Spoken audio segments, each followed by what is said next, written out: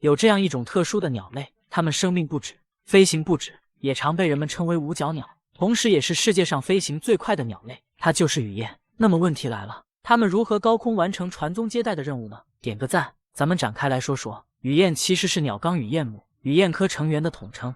相信看过《阿飞正传》的应该知道，剧中有句台词说的就是主角阿飞就如同雨燕一样，没有双脚，只能在天空中不停地飞，等到累了的时候，也只能歇息在空中。其实雨燕是有脚的，只是这双脚天生就有缺陷。它们的爪子相比与其他鸟类是不同的，它们的4根脚趾是全部朝前的，这也就意味着爪子不能对握，如果落地了就没有着力点，没有人为介入，它们就再也飞不起来了。飞不起来就意味着不能捕食，继而就会死亡。当然，雨燕落地后也有极大的可能性被其他生物捕获，比如流浪猫或者其他鸟类等，所以它们很少会选择降落，甚至睡觉的都是边飞边睡。至于它们需要繁殖的时候，雄性雨燕就会通过滑翔的方式与雌性的雨燕形成上下平行的稳定飞行状态。如果你在天上看到一只鸟拖着另一只一起飞行，那大概率就是雨燕正在干大事。而且雨燕的原则是少量多次，整个交配过程就只需要几秒钟的时间。这时你或许会问，雨燕交配能在空中解决，那它们产卵孵化总不能在天上吧？咱们接着往下看，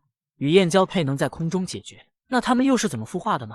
雨燕在孵化的时候肯定是不能在空中解决的，不然就直接落地成盒。和其他鸟类一样，雨燕也会选择筑巢，不过它们的爪子太过于特殊，所以造窝的时候也是相当困难的。它们需要找到一个悬崖峭壁的中间，这样它们起飞的时候就可以利用高空来个缓冲。在造窝的时候，雨燕会利用尾巴的支撑，然后牢牢地垂挂在凹凸不平的石壁上，再用嘴巴衔接一些泥巴或者羽毛等材料，再利用自己唾液粘合它们筑巢。先在几根树枝的交织点上堆积底部，待一点点的铺到大的面积时，便站在底部中央，沿着一圈垒高围墙，之后在围墙搭横梁，进一步封好顶部。而这些巢穴也是人类食用燕窝的来源。接下来的时间里，雨燕就需要在鸟巢中工作了。雌鸟会在半个月到1个月的时间来产卵，每次能产出1到6枚卵。当雏鸟从蛋中破壳，雏鸟父母会亲自轮流投喂雏鸟。雨燕非常喜欢吃小飞虫，像是蚜虫、苍蝇和蚊子等都在它们的菜谱上。由于不能落地，它们就会在喉咙里储存很多的小飞虫，然后喂给雏鸟。若是天气晴朗，喂食的次数大概在30分钟左右，每天可以喂食30到40克左右。在这种情况下，雏鸟最早能离巢的时间大概在5个星期左右，如果天气情况不好，则可能会推迟到8个星期。雨燕究竟是什么动物？一声不落地，它们又是怎么睡觉的呢？